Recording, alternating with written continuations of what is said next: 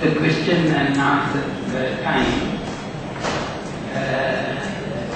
Now the floor is open to questions, and let me make a request that please ask questions from all the 5 participants. We had 5 presentations. Thank you. Yes. You can identify the person and ask a question. Do you want me to come and video? No. I think we can hear the question from the audience. Yeah. Sir, actually my question is, my question goes So to the you can last stand up and ask questions, and the question is very clear. Sir, I'm mainly Hemant Dayarajan, Professor of the Department of Strategic Studies, and my question goes to the last presentation of Gihan. And this is about actually the media's important image. And you wrote down that the Hitler, how the Hitler used this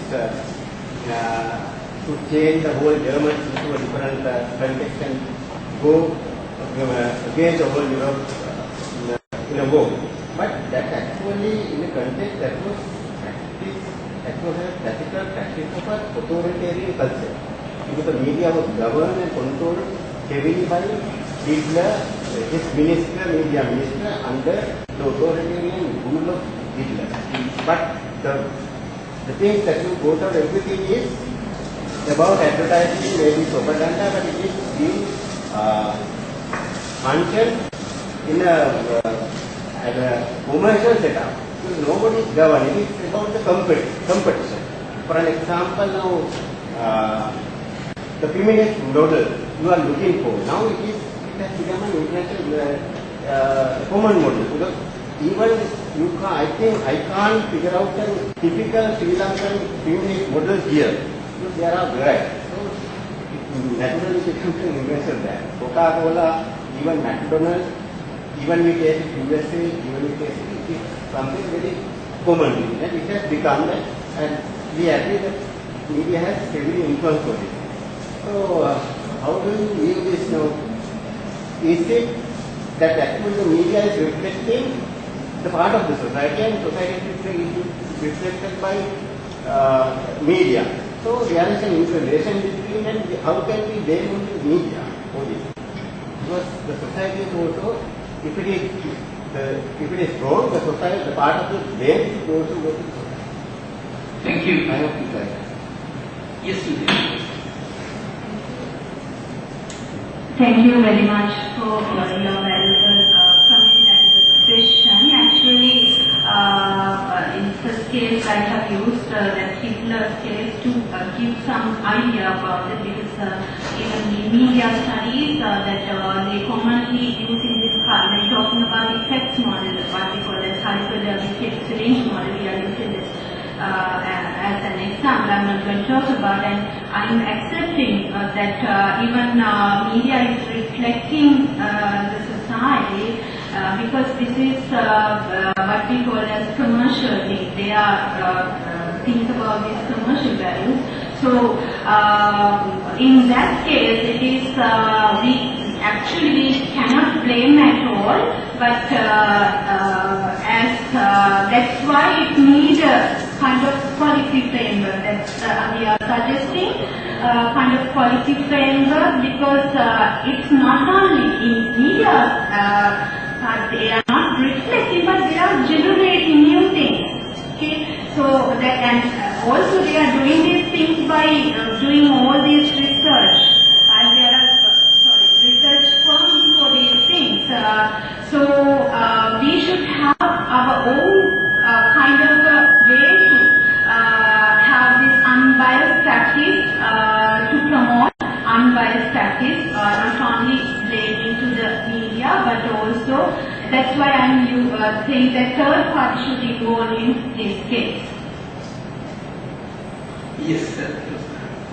I think, I would go along with maybe Hemant that media are a reflection of the society. For example, the kind of hybrid females, the response that seems to be the trend now in society also.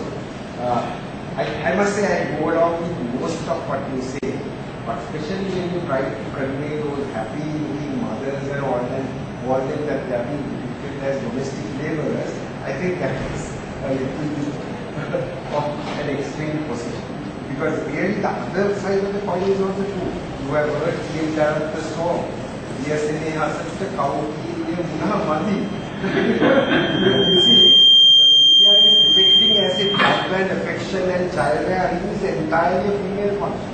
So in fact, the males who have participated in child rearing feel appeased by that. So this is the two aspects. But I do go along with a large majority of what you say. My question is actually directed to your friend on the left. You see, I must congratulate him for selecting a very, very topical and interesting topic.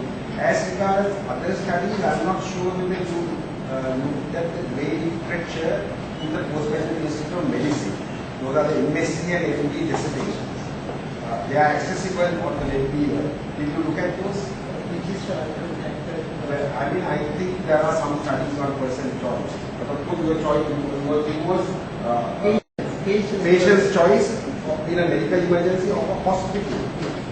Now, my first comment is that medical emergencies are various grades, and most medical emergencies of the lower order are not necessarily dealt with in a hospital. They go to a doctor, GP or something, so they don't have to really go for a hospital. That's what I agree.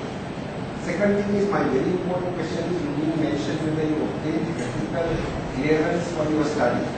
Because it is mandatory, you are giving questionnaires to people in an emergency situation. Did you get ethical clearance for your study? No, sir. Hospital clearance. So, ethical clearance is a different thing. There is an ethical review for, especially it was mentioned that you are doing PhD research. Your research will not be published by any reputable biomedical journal unless you state that you have got formal ethical clearance for your study from an ethical review committee. That is an absolute prerequisite. Yes. Yeah, I got the approval from the authorities of the board process. That is not an ethical review committee. That is, you have got approval from the director of the hospital. That is, you are doing addition. Ethical review committee, you have to show your questionnaire, you have to give the methodology, and an independent review body. Now, in our university, we have an ethical review committee. That committee decides whether this particular study or the methodology is inclusive about the people or it is harmful to people, and they will say to modify the study. I don't think it is a good. The only thing is you are giving questionnaires to people when they are acutely ill. That is not a problem regarding that. But second, I think I will ask all the questions you can answer very quickly. Now again, I got the impression that your perspective was more from a business point of view rather than a patient point of view. You know what I mean? By the patient. Obviously, the leading factor in local hospital is that you don't have credit cards or money to afford that, right? Now, in that sense, couldn't you have looked at it more from a patient point of view also? Because even your conclusion, you say the hospital must improve the perception of its emergency.